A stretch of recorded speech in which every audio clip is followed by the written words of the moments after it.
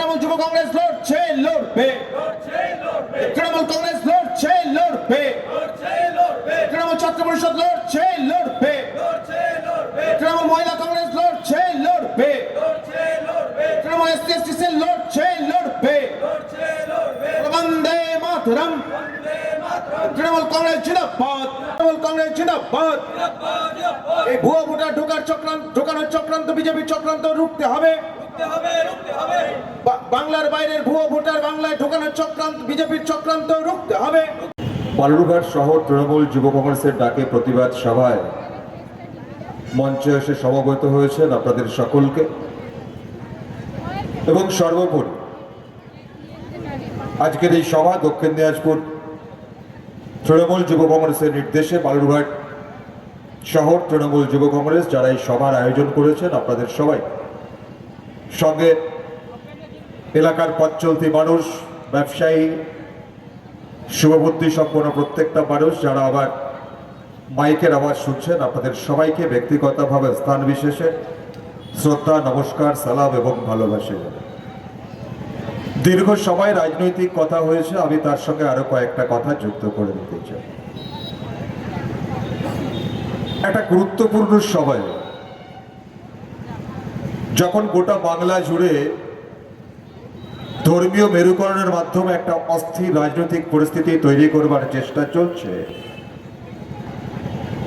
তখন লড়াইয়ের কাণ্ডারি যুব তৃণমূল কংগ্রেস যাদের উপর ভর করে মাদার তৃণমূল কংগ্রেস আগামী দিনে আরো শক্তিশালী হতে পারে এই যুবদের লড়াই আন্দোলনের মাধ্যমে, সঙ্গে ছাত্র সংগঠন ছাত্র যুবদেরকে আরো আমরা তাদেরকে ধিক্কার জানাই। তৃণমূল যুব কংগ্রেসের তাই এই প্রতিবাদ সভা মনে রাখবেন। আমরাও হিন্দু ধর্মে বিশ্বাসী, আমরাও সনাতন ধর্মে বিশ্বাসী। এখানে বেশিরভাগ মানুষ সনাতন ধর্মাবলম্বী মানুষ। আমার সনাতন ধর্ম কোনদিন রাজনীতির আঙিনায় ধর্মকে নামিয়ে এনে, ভগবানকে নামিয়ে এনে আজকে সেটাকে অস্ত্র হিসেবে ব্যবহার করার কথা বলে না, তাকে অপমান করার কথা বলে না। মনে রাখবেন, আজকে আমার সনাতন ধর্ম, সেই সনাতন ধর্মের পাঠ আমি বিজেপির নেতাদের কাছ থেকে নেব না, যারা আজকে ধর্ম যে ভাষায় কথা বলছেন। এই ভারতবর্ষের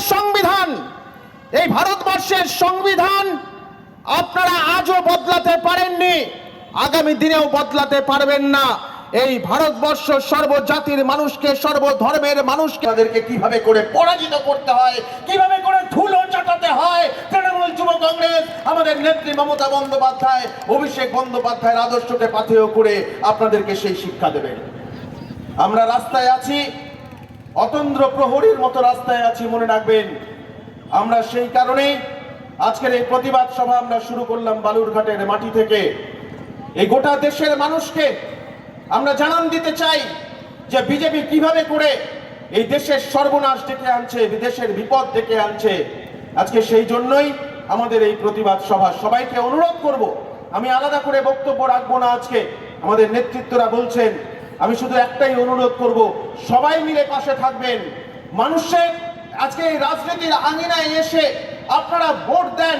আজকে আপনারা ভোট দিয়ে আপনারা আপনাদের জনপ্রতিনিধিত্ব আজকে হানাহানি বাঁধাবার জন্য নয়, মানুষের মধ্যে রক্ত ছড়াবার জন্য নয়।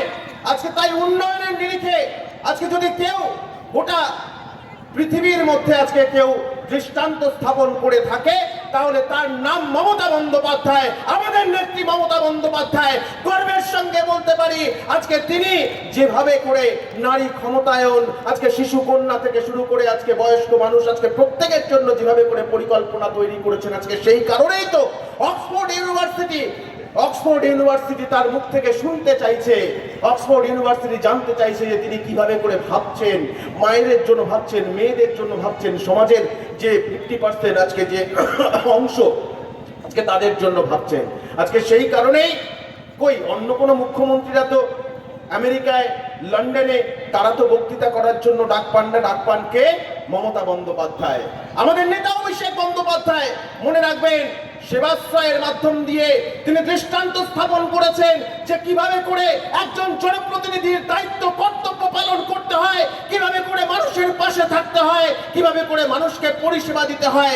আজকে সেই দৃষ্টান্ত তিনি স্থাপন করেছেন।